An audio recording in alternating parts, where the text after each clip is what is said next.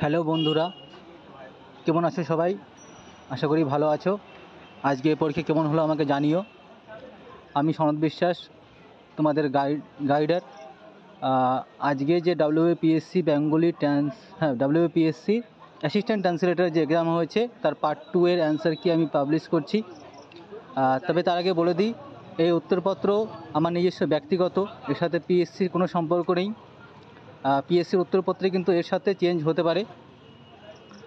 আর আমি এই উত্তরপত্র বানাচ্ছি। আমি পশ্চিম বর্ধমান ডিস্ট্রিক্ট কোর্টে এলডিসি হিসেবে কাজ করেছি 1 বছর, এবং এখন আমি বীরভূম ডিস্ট্রিক্ট কোর্টে বেঙ্গলি ট্রান্সলেটর পদে সিলেক্টেড। তো আমি আমার এক্সপিরিয়েন্স থেকে এই উত্তরপত্র বানাচ্ছি।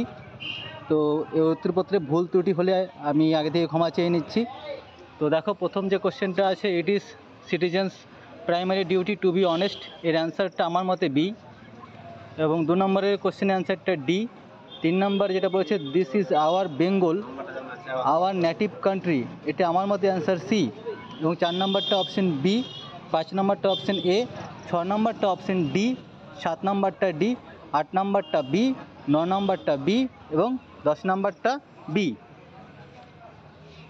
11 নম্বরের অ্যান্সার ডি, 12 নম্বরের অ্যান্সার বি এবং 13 নম্বরের অ্যান্সার এ, 14 নম্বরের অ্যান্সার এ, 15 নম্বরটা বি, 16 নম্বরটা সি, 17 নম্বরটা বি, 18 নম্বরটা বি, 19 নম্বরটা ডি এবং 20 নম্বরটা এ।